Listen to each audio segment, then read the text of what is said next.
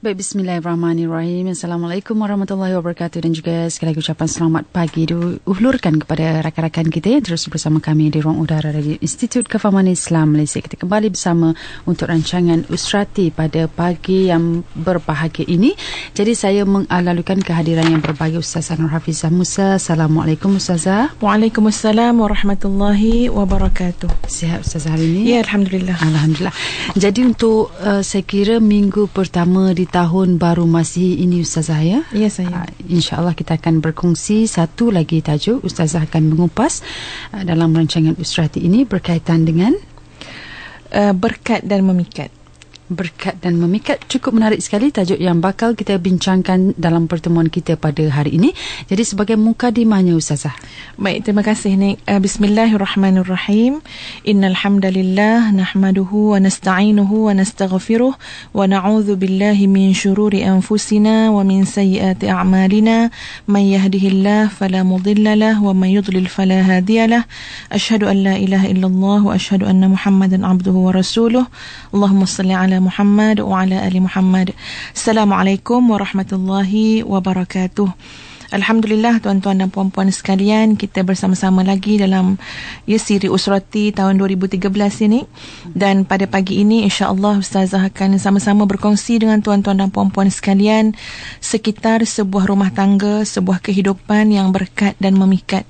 Ya, maksud memikat dekat sini bukanlah memikat yang macam Pak Makwa tu Nik ya, tetapi maksud Ustazah kat sini memikat yang boleh sampai auranya kepada orang lain, yang boleh menjadi qudwah hasanah, ya, teladan yang baik kepada orang lain. Jadi tuan-tuan dan puan-puan yang dirahmati Allah sekalian, ya, perlu Ustazah sebutkan sebagai asas kepada perbincangan kita pagi ini surah Ar-Rum ayat 21 yang selalu kita dengar bila kita membicarakan tentang soal rumah tangga. Wa min ayatihi an khalaqa lakum min anfusikum azwaja litaskunu ilaiha wa ja'ala bainakum mawaddatan wa rahmah inna fi dzalika laayatin liqaumin yatafakkarun. Dan di antara tanda-tanda kekuasaan Allah ialah Allah menciptakan untukmu pasangan ataupun isteri dari jenismu sendiri supaya kamu cenderung dan merasa tenteram, dan dijadikannya di antara kamu mawaddatan wa rahmah, ya, rasa kasih sayang, kasihan belas. Sesungguhnya semua itu adalah tanda-tanda bagi kaum-kaum yang nak berfikir, yang menggunakan akal mereka. Tuan-tuan dan puan-puan sekalian, ya, barangkali di sisi kita sekarang ataupun kita memang ada memiliki, ya, pasangan kita sendiri, suami, isteri, ada anak-anak. Perlu sebenarnya kita bertanya kepada diri sendiri, kita terasa tak nilai mawaddah wa rahmah? Terasa tak nilai indahnya menyayangi dan nikmatnya disayangi? Ya, terasa tak nilai belas kasihan di antara suami isteri? Ya, rasa saling mengharap di antara ibu anak dan sebagainya? Atau ini tinggal ayat sahaja, perkahwinannya ada tetapi kasih sayangnya telah jauh hilang? Ya, bab kata Abul Ala Al-Maududi, ya, orang yang kahwin, rumah tangga, pasangan suami isteri tanpa kasih sayang ini macam mayat hidup saja. Ya, patutnya jenazah itu patut dikafankan, patut dikebumikan. Membiarkan sebuah rumah tangga dalam keadaan tiada kasih sayang, tiada rasa rahmat dan sebagainya, umpama kita membiarkan satu jenazah terus hidup, ya, terus tinggallah, ya, dalam rumah itu, maka percayalah sebentar lagi kita akan bau busuk daripada, ya, mayat tersebut, ya, dan macam-macamlah keburukan yang kita dapat bila kita tidak mengkebumikan, ya, jenazah tersebut. Maknanya, ya, rumah tangga tanpa kasih sayang itu perlu kepada penyembuhan segera, penawar segera, ya, supaya kita mendapat keberkatan, mendapat hikmah daripada rumah tangga yang telah disyariatkan oleh Allah Subhanahu wa taala. Sebagai permulaan kepada sebuah perkahwinan, tuan-tuan dan puan-puan sekalian, Rasulullah sallallahu alaihi wasallam bersabda, ya, maksud dia, jika salah seorang daripada kalian menikahi seorang wanita, maka peganglah ubun-ubunnya, lalu sebutkanlah nama Allah, yakni basmalah, dan dilanjutkan dengan doa memohon keberkatan daripada wanita tersebut. Ya, maknanya isteri kita tu akan ada nilai berkatnya, suami kita akan ada nilai berkatnya. Maka diajar oleh Nabi sallallahu alaihi wasallam seawal pernikahan, pohon keberkatan daripada pasangan dengan doa yang diajar oleh baginda Rasulullah sallallahu alaihi wasallam. Allahumma inni as'aluka khairaha wa khaira ma jabaltaha alaih wa a'udzu bika min syarriha wa min syarri ma jabaltaha alaih. Ya Allah, ya Tuhanku, aku memohon kebaikannya dan aku memohon segala kebaikan yang telah Engkau ciptakan kepada akhlaknya, dan aku mohon perlindungan daripada keburukannya dan segala yang buruk daripada akhlaknya. Ya, wallahu alam, tuan-tuan dan puan-puan, ya, Nik sendiri buat tak masa kahwin dulu ni Nik? Ya, suami pegang ubun-ubun. Kalau tak buat malam ni pun boleh buat balik semula. Ya, sebab apa? Sebab kita menyerahkan diri kepada Allah dalam urusan, ya, memohon keberkatan daripada pasangan tadi.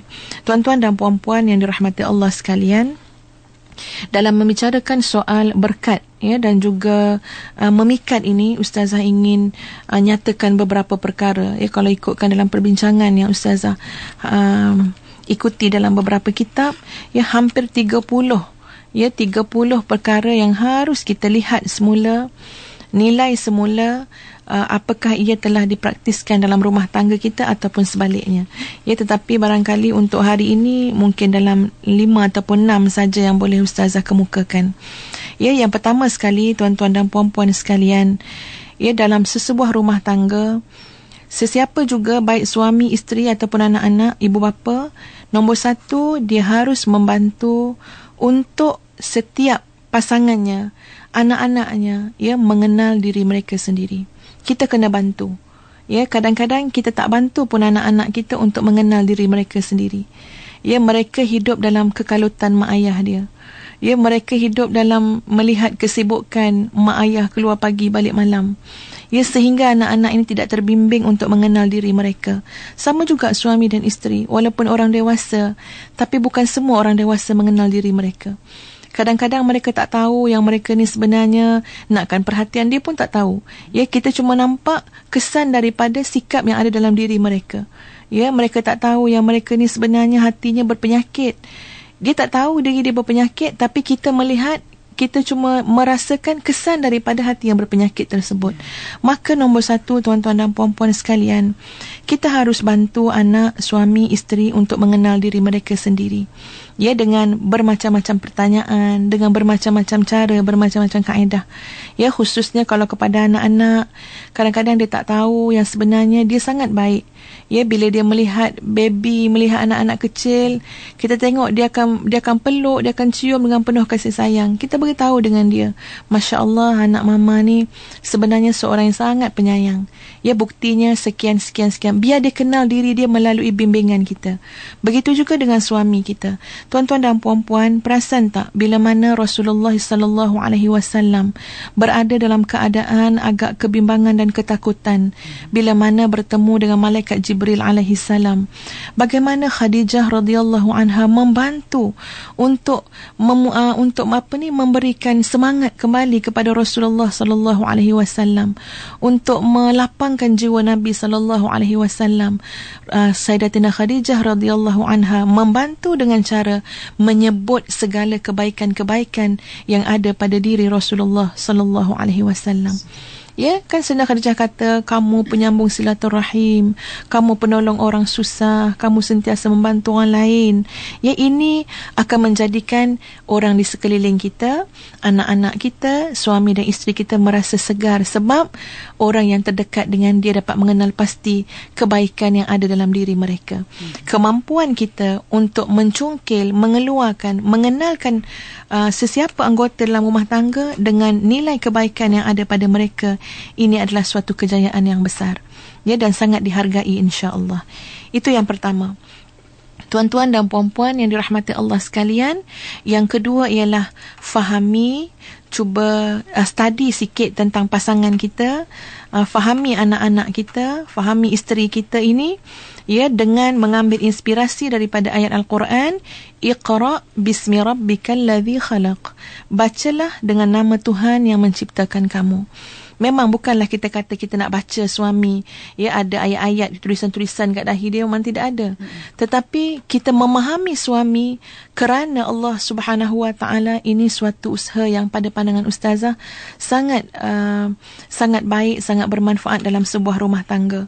Ya, kita berusaha untuk mengenali dia setiap masa, setiap hari, sebab setiap hari ni tuan-tuan dan puan-puan sekalian, semua orang berubah.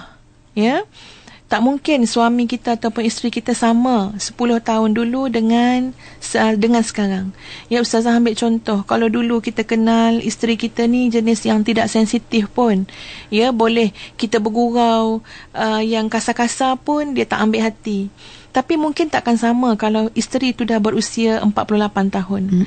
Ya, dia telah mula nak masuk dalam zon menopause, ya. Dia dah mula rasa sangat mudah kecil hati, semua benda akan mengguris hati dia.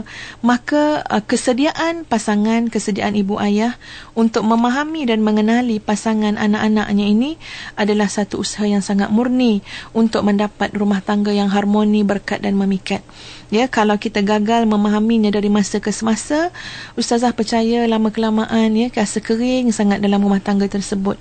Ya, rasa tawar saja kan, Nik. Ya, maknanya kita cuma bertahan kerana adanya sifat sabar. Ya, berapa ramai dah orang yang cakap macam tu dengan ustazah. Dia kata, saya bertahan ni sebab sabar je ustazah. Ya, kalau hilanglah sabar saya ni, saya tak tahu apa jadi dengan rumah tangga saya.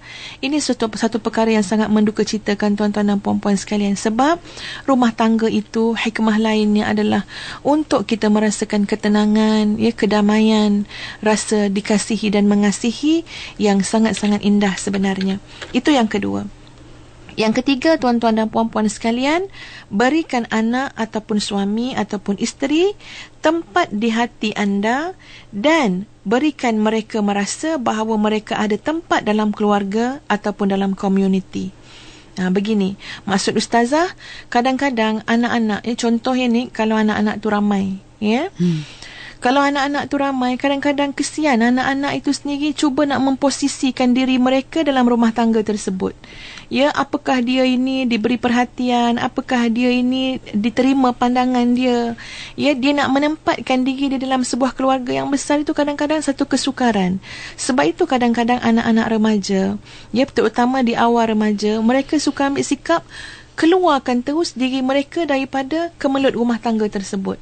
Ya, jadi dia pun walaupun tak keluar bodinya, tapi hatinya keluar. Ya, dia dah keluar dah di alam maya. Ya, dia dah pergi dah surf segala macam dekat internet. Ya, dia pun dah tak kisahkan sangat dah mak dalam rumah, adik-beradik dalam rumah, sebab dia telah bawa lari jiwa dia daripada rumah tersebut. Kerana kadang-kadang, ya, sedikit kelemahan pada ibu dan ayah ataupun pada siapa jua individu dalam rumah tangga tersebut dalam membantu, ya, setiap anggota dalam rumah tangga supaya mereka merasakan yang mereka ada tempat di dalam rumah tersebut, dan apatah lagi, ya, supaya mereka rasa yang mereka mendapat tempat dalam hati ibu ayah, dalam hati pasangan dan sebagainya. Ya, tuan-tuan dan puan-puan sekalian, jangan sampai orang yang di luar lebih pandai menghargai pasangan kita lebih daripada diri kita sendiri.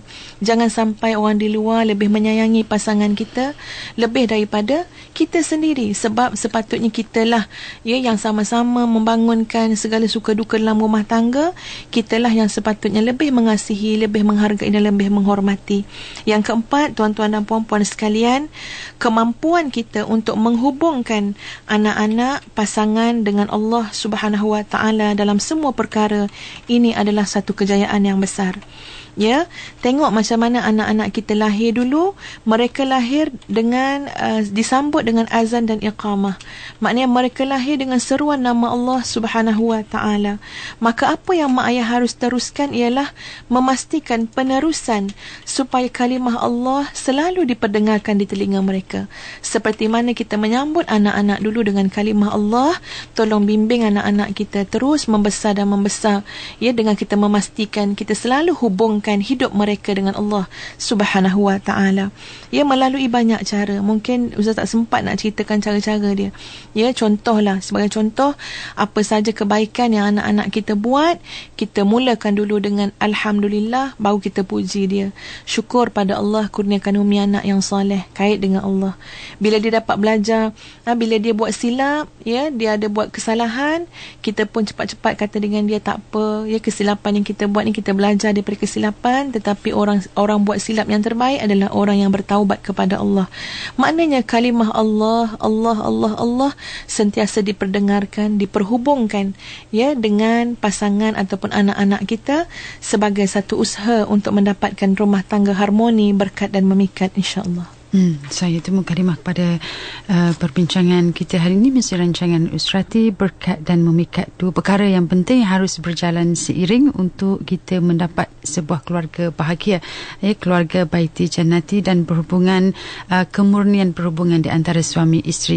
InsyaAllah kita akan bersama dengan rakan-rakan pendengar kita yang inginkan mungkin pencerahan dan juga ada beberapa soalan pandangan, ingin berhubungan dengan kami, boleh hubungi talian kita 0362051500. Baik, kita bersama dengan pemanggil pertama kita. Assalamualaikum, siapa di sana? Waalaikumsalam warahmatullahi. Ya, saya Syahril daripada Puncak Alam. Silakan Cik Syahril. Tadi Ustazah ada cakap pasal pegang ubun isteri bila lepas menikah kan? Ya, berdoa. Ya, saya. Jadi kalau kita sekarang ni orang lepas menikah je batal sembahyang, lepas tu orang cium dahi kan? Ya, saya. Kebiasaan orang buat. Jadi nak minta pendapat Ustazah tentang perkara ni lah. Baik, terima kasih Cik Syahril. Kita bersama dengan pemanggil kita yang berikutnya. Assalamualaikum, siapa di sana? Tutup radio seketika. Assalamualaikum. Waalaikumsalam warahmatullahi. Siapa di sana? Saya Fuad.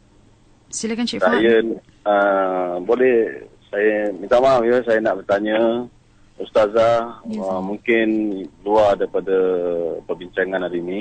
Ya, saya. Sekiranya boleh, saya nak minta Ustazah jelaskan tentang satu doa yang selalu Ustazah bacakan, iaitu macam, saya pun lupa, macam Rabbi tu'asir, wala tu'asir tu. Kalau boleh Ustazah. Terima kasih ya. Baik, terima kasih Cik Fuad. Kita ambil satu lagi. Assalamualaikum. Assalamualaikum. Siapa di sana? Saya Puan Asma dari Perak. Ya, teruskan dengan soalan Puan Asma. Saya ada masalah. Assalamualaikum. Assalamualaikum warahmatullahi. Sila Puan Asma. Saya ni baru dapat tahu masalah suami saya lah. Ya, saya. Dalam diam-diam dia ada hubungan dengan seorang janda. Ya, saya. Saya memang tak tahu masa ni. Tapi sekarang bulan malam tu abang kandung saya nampak. Dia ada keluar dengan perempuan tu. Baik. Lepas tu bila balik saya tanya dia tak mengaku. Dia telefon perempuan tu, perempuan tak mengaku. Dia kata dia tak ada apa-apa hubungan. Baik. Fikiran saya memang tak tenteram sungguh-sungguh. Baik. Saya jadi tawak hati kat suami saya. Lepas tu suami dari segi tanggungjawab macam mana? Dia mengaku, dia kata dia memang dah kawan dengan perempuan tu 2-3 bulan yang lepas. Ya, saya. But saya sendiri dah rasa jiwa saya tak tenteram sungguh-sungguh. Saya dapat rasa suami saya ni ada hubungan perempuan lain lah. Baik. Tapi saya tanya dia tak mengaku. Baik, terima kasih banyak Puan Asma. InsyaAllah saya akan bagi pandangan. Assalamualaikum. Itu dia keruan hati, kesedihan hati seorang isteri apabila mendapat tahu suami boleh kata bermain kayu tiga lah Ustazah ya? Ya, saya. Ustazah akan cuba jawab boleh insyaAllah. Yang pertama tentang soal masa majlis perkahwinan, kemudian kita batal sembahyang suami isteri itu dengan mencium dahi. Itu semua tidak menjadi apa-apa kesalahan asalkan telah pun sah ya akad nikahnya. Terpulanglah. Cuma Ustazah nak bagi pandangan tuan-tuan dan puan-puan sekalian, bila menyebut tentang keberkatan rumah tangga, sebenarnya dia sangat bergantung juga kepada bagaimana rumah tangga itu diuruskan pada permulaan, bermula dengan khitbahnya, dengan pertunangannya, ya, kemudian dengan majlis perkahwinannya. Semua itu dia ambil kira ya untuk lebih mendapatkan keberkatan daripada Allah Subhanahu wa taala. Bila sebut berkat ni tuan-tuan dan puan-puan, maksudnya ialah ya kesuburan dari segi kebaikan. Maknanya kebaikan tu subur berpanjangan sampai ke akhirat. Ya, apa pun yang kita buat atas muka dunia ini akan diperhitungkan dekat akhirat. Jadi ya, tolong raikan dalam perkahwinan kita, dalam majlis perkahwinan kita, yang pertama sekali cuba buat segala apa yang pernah disebut secara nasnya, yang digalakkan oleh Islam untuk dilakukan dalam majlis perkahwinan. Banyak sangat. Di antaranya jangan menjemput orang-orang yang kaya sahaja, kita lupakan orang-orang miskin. Sebaliknya dalam kenduri kendara kita biar datang juga orang miskin, anak yatim, orang susah, orang senang. Itu lebih mendapat keberkatan daripada Allah Subhanahu Wa Taala. Dan itu yang pertama. Kemudian raikan juga yang Nabi sebut, baca doa-doa tertentu kepada suami isteri kita sebagai permulaan pada perkahwinan. Yang kedua, pastikan juga dalam majlis perkahwinan tidak berlaku perkara-perkara yang melanggar syariat Allah Subhanahu Wa Taala. Pendedahan aurat, pergaulan bebas, dan segala macam bentuk pembaziran yang sepatutnya boleh dielakkan. Tuan-tuan dan puan-puan sekalian, belajarlah. Kadang-kadang ustazah lihat kita sebagai generasi yang tua ini, minta maaf cakap generasi tua, makna generasi orang lama ni, sebenarnya apa yang kita buat ni tuan-tuan dan puan-puan, sedikit sebanyak akan menyusahkan anak-anak generasi yang baru nak hidup ini. Sebab kita telah membina satu standard dalam masyarakat kita yang payah nanti anak-anak kita sendiri. Kita tunjukkan bagaimana majlis perkahwinan yang mewah-mewah, majlis perkahwinan yang kena ada itu, ada ini. Besok anak-anak kita membaca begitu agaknya. Perkahwinan itu harus dilaksanakan. Sebab Ustazah merasakan begini tuan-tuan dan puan-puan sekalian. Kita jangan lupa kita punya tanggungjawab sosial dalam masyarakat. Apa yang kita buat hari ini, apatah lagi dilihat oleh orang ramai, itu akan menjadi satu penanda aras yang kadang-kadang secara tidak langsung kita masukkan dalam kepala anak-anak muda sekarang. Nak kahwin kena begini, nak kahwin kena kos ni macam ni. Jadi tuan-tuan dan puan-puan sekalian, mari kita ambil tanggungjawab sosial tersebut. Biarlah apa yang kita nak buat akan datang ini, termasuk dalam majlis perkahwinan anak-anak kita pun, biarlah sesuatu yang menepati inspirasi Islam, iaitu mudah-mudahkanlah, jangan dipayah-payahkan, raikan syariat dan sebagainya. Itu yang pertama. Yang kedua, cuma dalam bab-bab cium dahi ni, tuan-tuan dan puan-puan sekalian, khususnya kepada adik-adik kita yang muda-muda ni, kalau nak berkahwin, kalaupun kita dah suami isteri pun, tapi adabnya tetap ada juga. Adalah tidak manis kita nak bergambar di hadapan orang ramai, dengan orang ramai tengok tu jadi malu. Sebab kita kena raih ni makcik-makcik datang bawa anak-anak kecil ni. Tengok pengantin bergambar, masya-Allah, sampai tak ingat dah orang keliling. Jadi tolong anak-anak sekalian raihkan adab-adab kita, walaupun pada hari itu kita dipanggil raja sehari. Yang kedua, tentang doa Rabbi yassir wala tu'assir wa tammim bil khair, yang selalu ustazah baca. Dan sebenarnya ini doa yang dibaca juga, bukan oleh ustazah belajar ni pun, daripada ulama-ulama kita, dan ini doa yang diajarkan oleh Nabi sallallahu alaihi wasallam. Rabbi yassir wala tu'assir, wahai Allah, permudahkan, jangan perpayahkan ya Allah, jangan susahkan ya Allah. Sebenarnya tuan-tuan dan puan-puan sekalian, bila kita baca doa ni, baca dengan keyakinan, la haula wala quwwata illa billah. Tidak ada kekuatan kecuali dengan Allah Subhanahu Wa Taala. Semuanya berlaku dengan kehendak Allah. Seperti mana dalam satu doa yang lain yang Nabi ajar kepada Sayyidatina Fatimah, Fatimahuz Zahra, yang Nabi ajar, subhanallah wa bihamdih, la quwwata illa billah, ma sya'allahu kana, wa ma lam yasha' lam yakun.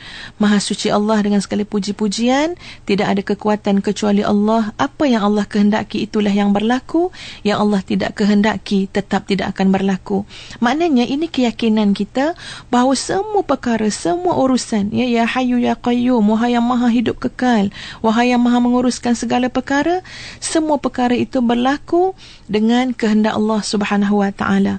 Allah berupaya memudahkannya semudah-mudah kun fayakun, dan Allah berupaya menjadikannya berat, susah, sukar kepada kita.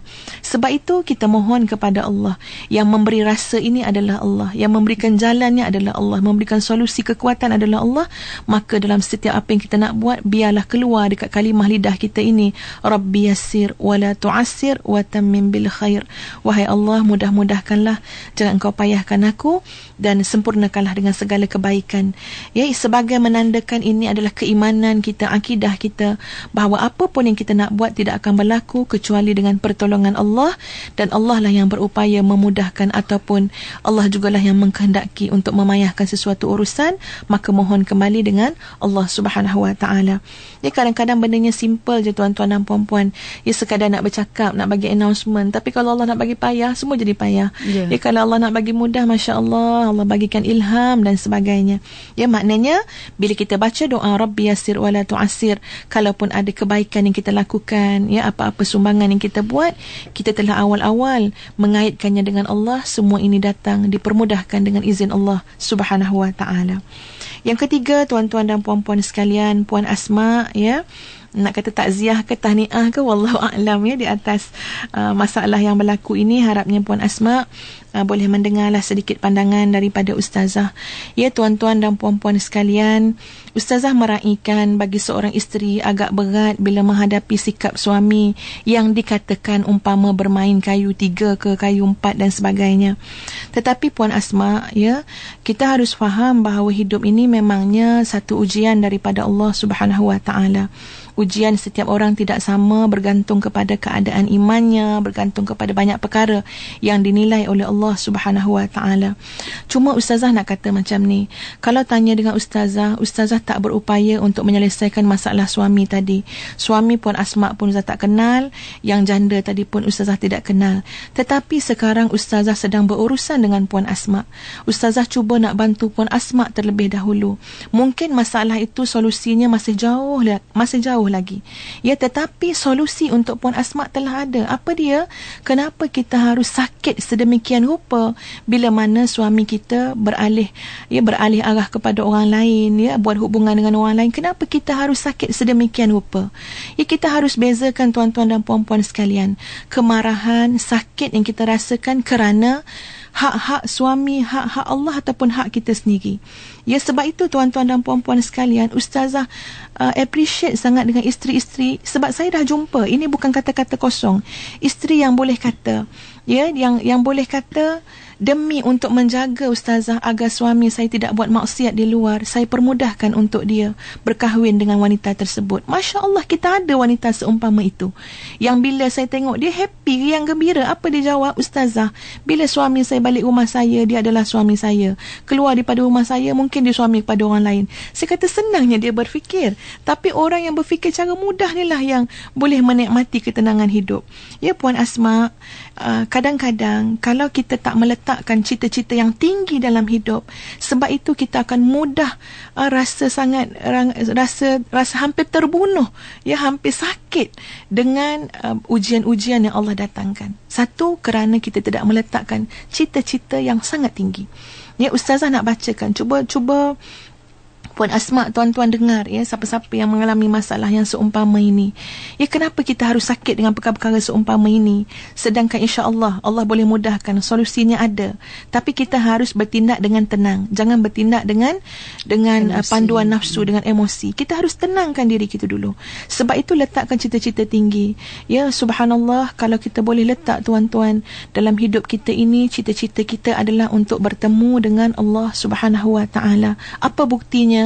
Setiap pagi, petang, malam, siang kita berdoa kepada Allah. Allahumma inni as'aluka lazzatan nazar ila wajhikal karim.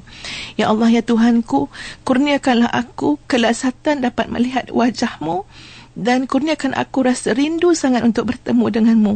Kalau itulah yang kita letakkan paling atas dalam hidup kita, tuan-tuan dan puan-puan, Ustazah fikir pasti kita boleh tenang menghadapi apa jua yang Allah datangkan, kerana Allah tidak menguji kita kecuali apa yang mampu untuk iman kita hadapinya. Ya, dalam masa yang sama, cuba kita letak cita-cita kita apa? Cita-cita kita syurga. Ustazah ingatkan dengan kata-kata daripada Dr. Ain Al-Qarni. Ya, dia kata, pernahkah kita merenungkan secara mendalam tentang keadaan para penghuni syurga yang tidak pernah sakit? Penghuni syurga tidak pernah bersedih hati. Penghuni syurga tidak pernah mati. Sentiasa muda dan pakaian mereka tidak akan lusuh sedikit pun. Pernahkah kita benar-benar menghayati wahyu ilahi yang menyatakan bahawasanya para penghuni syurga akan menempati istana-istana yang bahagian luarnya terlihat dari dalam dan bahagian dalamnya terlihat dari luar. Pernahkah kita mengingatkan diri kita dengan kebenaran berita ilahi yang mengatakan bahawa di syurga terdapat semua hal yang tidak pernah dilihat oleh mata, terdengar oleh telinga dan terdetik dalam hati manusia. Cubalah anda renungkan bagaimana syurga itu. Sebatang pohon di syurga tidak akan selesai dikelilingi oleh seseorang dengan menaiki kenderaan walaupun selama 100 tahun lebih. Panjang akar pohonnya mencapai 60 batu. Sungai-sungainya mengalir dengan sangat teratur. Istana-istananya berdiri indah dan megah. Buah-buahannya bergayut rendah sehingga mudah dipetik. Mata airnya terus mengalir. Tahta-tahtanya demikian tinggi. Gelas-gelas emasnya tersusun rapi. Bantal-bantal sandarannya teratur rapi. Permaidaninya terhampar luas. Di syurga dapat dirasakan kesenangan yang sempurna, kegembiraan yang agung, dan semerbak harum baunya, luhur sifatnya dan merupakan tempat mewujudkan harapan. Lalu di manakah akal kita wahai manusia dalam memikirkan syurga sebagai satu kehendak, cita-cita, harapan yang sangat tinggi daripada seorang hamba kepada Allah. Tuan-tuan dan puan-puan sekalian, ada banyak lagi harus kita terokai dalam hidup ini supaya kita merasakan hidup ini sangat luas. Sedikit ujian yang Allah berikan itu, ya insya-Allah dengan pertolongan Allah kita boleh rasa tak adalah sampai menderita sangat. Ada jalannya, ada penawarnya. Ya, dekatilah Allah dan dampingi orang-orang saleh. Yang penting tuan-tuan dan puan-puan sekalian, jangan beraksi dengan apa-apa ujian dalam keadaan jiwa kita kotor, emosi kita tidak menentu. Sebab itu dalam menerima ujian Allah, adabnya redakan terlebih dahulu, kemudian beri masa untuk tafakur, ya, untuk munajat dulu dengan Allah, mohon petunjuk Allah, pimpinan Allah. Insya-Allah kalau sudah kita pandai memanggil Allah, Allah ya Allah ya Allah, tengoklah nanti sentuhan daripada Allah. Masalah seberat mana pun Allah akan berikan jalan penyelesaiannya. Wallahu a'lam. InsyaAllah itulah. Untuk Puan Asma, kita harapkan kita sama-sama doakan jugalah agar rasa sakit hati, rasa marah terhadap suami itu dapat menukar kepada ataupun mengarah kepada rasa tenang, rasa kehambaan kepada Allah dengan beribadat, mendekatkan diri dengan Allah, dan insya-Allah bila dapat merasai kelazatan iman tu, saya kira dapat menghapus perasaan-perasaan yang kekecewaan, penderitaan dan kesedihan. Cuma ni mungkin ustazah tidak membantu dari segi bagaimana nak settle masalah suami tadi. Ya, kalau dengan suami ni tuan-tuan dan puan-puan sekalian, ya sebab itu pentingnya dalam rumah tangga kita mewujudkan silaturahim dengan orang lain. Ya, jangan rumah tangga kita ni kita berdua saja, kita sebuah rumah saja, jiran tetangga pun tak tahu siapa dia. Sebaliknya yang ustazah maksudkan ini, wujudkan silaturahim dengan rumah tangga lain yang boleh jadi contoh kepada rumah tangga kita. Kita hubungkan suami kita silaturahim dengan orang-orang soleh, dengan laki-laki yang baik. Nanti bila datang masalah beginilah rumah tangga kita perlukan sentuhan daripada orang-orang soleh ini, daripada orang-orang yang kita istilahkan membuatkan suami kita malu mata. Kita perlukan orang-orang seumpama ini untuk memberi nasihat, memberi bimbingan, memberi pandangan, ya. Kalau tidak, ya, kalau tak ada seorang pun dalam atas muka bumi ni yang suami kita segan dengan dia, yang suami kita malu mata dengan dia, semuanya suami kita pelekehkan, payah juga nak perbaiki suami yang sedemikian. Ya, wallahu a'lam. Baik. Kita akan bersama dengan pemanggil kita yang berikutnya. Assalamualaikum. Siapa di sana? Assalamualaikum. Saya teruskan. Assalamualaikum. Assalamualaikum, siapa di sana? Baik, kita bersama dengan pemanggil kita yang berikutnya. Assalamualaikum, siapa di sana? Baik, Ustazah, kita kongsikan juga rakan Facebook kita yang bertanyakan pelbagai persoalan ni daripada Maisara, bagaimana untuk memupuk anak-anak kecil untuk rasa cinta pada rumahku, syurgaku, dan juga mungkin dapat kongsikan tarikan terbaik seharusnya ibu bapa sediakan di rumah. Baik, terima kasih kepada sahabat yang bertanya, ya, bagaimana nak ikat jiwa anak-anak ini dengan rumah, ya. Tuan-tuan dan puan-puan sekalian, mungkin kaedahnya itu bukan satu, ya, ada banyak, cuma ustazah akan huraikan apa yang secara on the spot lah ustazah teringat, ya. Tuan-tuan dan puan-puan sekalian, benda faktor paling besar sekali bagi anak-anak, ya, tak kira lah kecil ataupun besar, ialah faktor kasih sayang dan juga keselesaan kenyamanan, ya, kerehatan, ketenangan mereka apabila berada dalam rumah. Ustazah rasa kena sebut banyak faktor. Ya, antara lain ialah keadaan dalam rumah tangga itu sendiri, tuan-tuan sekalian, memberikan satu rasa kepada anak-anak tersebut. Sama ada mereka rasa serabut, sama ada mereka rasa tenang dan sebagainya. Kalau kita kata baiti jannati, rumahku syurgaku, pernah tak kita kaji sikit syurga tu bagaimana gambaran-gambarannya, walaupun tidak mungkin sama seperti mana keadaan syurga yang sebenar, tetapi gambaran-gambarannya telah diberikan, ya, petunjuknya oleh Al-Quran dan juga hadis Nabi SAW. Ya, di antara lain, ya, dalam syurga itu suara-suaranya adalah suara-suara yang lembut-lembut sahaja, ya, suara-suara yang menenangkan, ya, suara-suara yang menyebabkan kita rasa sentiasa dipuji dan sebagainya. Betul tuan-tuan dan puan-puan sekalian. Ya, seorang suami besok, seorang lelaki, ya, dalam syurga, bila mana bidadari itu nak serve pada dia, nak beri khidmat layanan kepada dia, di antara lain yang disebut dalam hadis, ya, mereka akan puji dulu, kamu adalah lelaki yang paling indah yang pernah kulihat. Iaitu gambaran syurga. Ya, kalau di rumah, ibu, ayah, suami, isteri, jarang sekali nak puji anak-anak, jarang sekali nak puji pasangan. Tiba-tiba kita nak namakan rumah kita tu baiti jannati. Ustazah rasa ini satu perkara yang agak sinis lah. Ya, kalau kan rumah payah nak memuji sesama kita, sangat sinis kalau kita kata baiti jannati. Tapi kalau seorang ibu sentiasa puji anak, ya, tetapi puji jangan puji yang mematikan anak tersebut, tapi puji yang menghidupkan. Sebab tu Zah kata tadi, kena link the child to Allah, kena hubung kaitkan apa jua yang kita buat dengan anak-anak kita itu dengan Allah Subhanahu Wa Taala. Kita puji dia, Masya Allah, bagusnya. Bila ibu minta tolong, cepat adik datang. Subhanallah, ibu bersyukur dengan Allah sebab bagikan anak yang soleh. Ya, jadi maknanya anak kita pun takkan larut dengan pujian tersebut. Begitu juga dengan pasangan kita, ya, dengan suami isteri, jangan puji-puji yang mematikan, tapi puji yang boleh dikaitkan dengan Allah Subhanahu Wa Taala, menyebabkan mereka bukan setakat merasa diri mereka dihargai, malah mereka akan rasa sangat menghargai Allah selaku zat, selaku Tuhan yang memberikan mereka segala kebaikan tersebut. Ya, yang kedua, apa dia di antara ciri-ciri baiti jannati yang lain? Ya, banyak disebut dalam Quran bahawa syurga itu ada raihannya, ada baunya. Ya, tuan-tuan cuba tengok rumah kita apa bau yang ada dalam rumah kita. Ya, apa keadaan dalam rumah kita? Kalau keadaannya sangat Masya Allah, ya, dengan bau busuknya, dengan tak teratur dan sebagainya, bagaimana anak-anak boleh rasa selesa duduk dalam rumah? Ya, tapi kalau kita pastikan aromaterapi dalam rumah kita, kerana meraihkan baiti jannati, jannahku, rumahku sepatutnya wangi, ya, rumahku patut menjadi inspirasi kepada keluarga, anak-anak dan sebagainya, maka itu pun kita ambil kira. Ya, apatah lagi dari segi pengisiannya, tuan-tuan dan puan-puan sekalian, dalam bab pengisian khususnya kepada anak-anak kecil, Ustazah pun nak menegur juga, ya, jangan terlampau rigid sangat, jangan terlampau keras. Kadang-kadang kita disiplinkan anak kita dalam rumah, macamlah anak kita itu, ya, masuk dalam pelatihan tentera dan sebagainya, padahal dia baru umur 8 tahun, baru umur 9 tahun.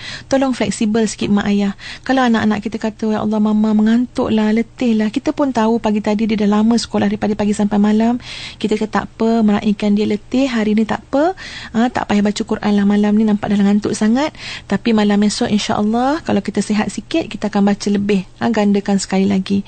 So maknanya anak kita melihat rumah ni bukan rumah yang menerapkan disiplin ala tentera, ya, tetapi disiplin yang sangat murunah, yang sangat fleksibel. Itu pun antara perkara yang boleh menarik, ya, anak-anak kita dengan kita. Dan pernah tuan-tuan dan puan-puan sekalian, Ustazah baru didatangi oleh seorang ibu yang bertanya tentang anak perempuan dia dalam tingkatan 2, ya, tetapi mula liar, ya, mula rasa macam nakkan kebebasan, comparekan dengan mak-mak orang lain, kenapa dia tak boleh keluar rumah, ya, kenapa dia kena duduk rumah, tak boleh keluar dengan kawan-kawan, dan panjang lagi lah cerita dia.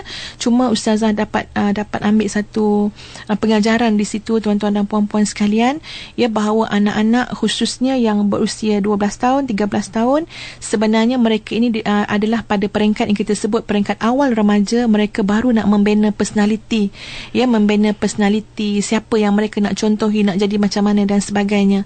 Dalam tempoh tersebut, ibu ayah sabarlah sedikit, ya, tak lama sampai anak umur 16 ke 17 tahun, sabar membimbing mereka, walaupun ke hati kita sakit sangat, menyampah, geram dan macam-macam lagi benda ada dalam perasaan kita, tapi sabar mengenangkan mereka harus dipandu untuk mencari satu identiti diri yang lebih sempurna, yang lebih baik.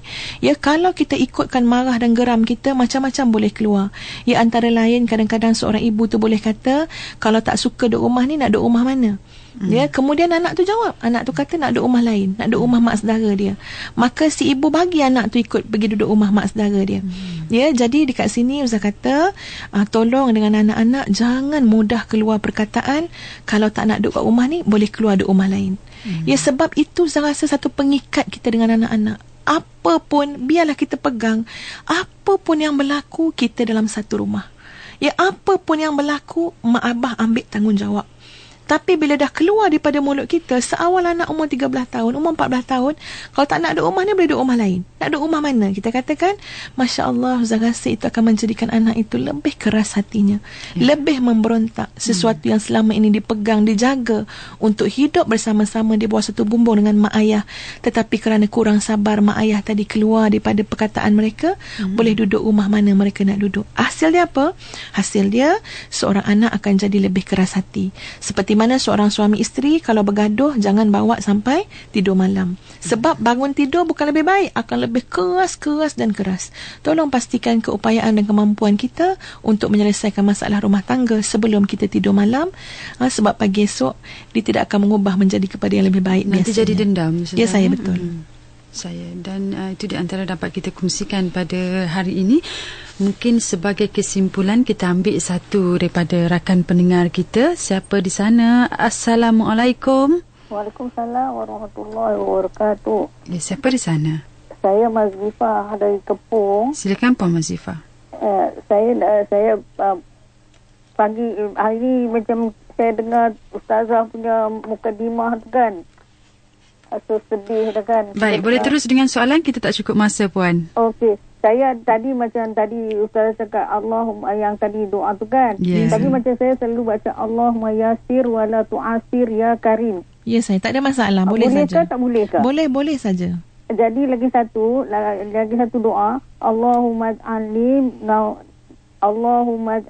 nuran fi qalbi wa nuran fi qabri wa nuran fi sam'i wa nuran fi basari wa nuran fi sya'ri wa nuran fi basari wa nuran fi lahmi wa nuran fi dami wa nuran fi 'izami wa nuran min bayni yadayya Ya, saya wa Puan. nuran min khalfi wa nuran an yamini wa nuran an shimali Ya, saya Puan Mazifah. Ya. wa nuran min tahti. Allahumma ridni nuran wa a'tini nuran waj'alni nuran waj'alni nuran. Baik, soalannya? Macam mana doa tu saya baca hari-hari lah kan. Baik, tapi sebenarnya doa ini, dia tulis tu doa bagi kita punya fikiran tu tenang. Betul. Assalamualaikum. Waalaikumsalam. Terima kasih banyak Puan Mazifah. Doa ini diajar oleh Nabi SAW, dibaca dalam perjalanan ke masjid. Ya, perjalanan ke masjid, ke tempat-tempat yang baik-baik, kita baca doa mohon cahaya daripada Allah Subhanahu Wa Taala. Cahaya pada pandangan, cahaya pada penglihatan, cahaya pada pendengaran, cahaya pada hati, cahaya kanan kiri. Maknanya kita hidup dalam cahaya nurun ala nur. Ya, boleh bayangkanlah satu keindahan hidup, ketenangan hidup dalam cahaya Allah Subhanahu Wa Taala. Ya, bacalah doa ini, nak pergi kuliah ilmu, nak pergi masjid, baca doa ini memohon cahaya daripada Allah Subhanahu Wa Taala. Ya, jadi tuan-tuan dan puan-puan yang dirahmati Allah sekalian, ya, sebagai sebelum mengakhiri itu, saya ambil kesempatan sedikit di sini untuk mewar-warkan, ya, akan ada satu program sehari bersama dengan Ustazah khusus untuk wanita, untuk muslimah, supaya kita menjadi lebih terarah, terbimbing, ya, lebih seimbang dan sebagainya. Bukanlah Ustazah nak mengajar, tapi ini satu pelatihan motivasi yang mana kita boleh berkongsi, ya, kita boleh bersilaturahim, yang akan diadakan di Dewan Syarahan Utama Masjid Negara bermula pada pukul 8 hingga 6.30 petang pada 24 hari bulan 2 2013. 24 hari bulan 2 2013, Dewan Syarahan Utama Masjid Negara, masa 8 hingga 6.30 PM, 6.30 petang, ya, di mana di antara pengisiannya ialah inspirasi Ummahatul Mukminin, peribadi hebat dan memikat, terapi aura syifa, kontrak sosial wanita, ya, yang Ustazah sebenarnya sangat berkeinginan jaminan untuk mendedahkan kepada kita semua muslimat tentang tokoh-tokoh ummahatul mukminin, tokoh-tokoh wanita penghuni syurga, supaya kita rasalah hidup ni sebenarnya sangat luas untuk kita contohi pada diri-diri orang-orang yang seperti yang telah saya sebutkan tadi. Ya, jangan terlalu terkongkong, terbelenggu dengan masalah. Ya, insya-Allah kita bersama-sama dalam pelatihan tersebut, iaitu pelatihan kecemerlangan personaliti wanita, ya, di Dewan Syarahan Utama Masjid Negara. So boleh hubungi 0179378264, 0179378264. InsyaAllah kita bersilaturahim di sana. Wallahualam. Saya terima kasih banyak Ustazah, dan itu juga saya kira dapat merungkai jugalah persoalan daripada rakan-rakan pendengar kita yang bertanyakan bagaimana nak menghubungi Ustazah ataupun nak berjumpa Ustazah selepas program Usrati ini, kerana banyak sekali sememangnya perkara-perkara yang inginkan penjelasan, pencerahan, panduan daripada Ustazah sendiri. Jadi kepada rakan-rakan pendengar juga boleh berhubung bersama dengan Ustazah menerusi Facebook IKIM FM, Facebook Ustazah sendiri, ya, di Ustazah Nur Hafizah Musa Official. Saya, dan insya-Allah lah berbagai persoalan ataupun maklumat anda perolehi di sana. Sekali lagi kepada rakan-rakan pendengar, insya-Allah ada juga yang bertanyakan tentang program yang bakal Ustazah adakan nanti di Dewan Syarahan Utama Masjid Negara. Insya-Allah kita akan berkongsi dalam Facebook seketika nanti, ya. Jadi kepada anda, terima kasih banyak sudi bersama kami pada hari ini. Pada rakan-rakan pendengar yang menghubungi kami, terima kasih juga. Untuk rakan Facebook juga, terima kasih.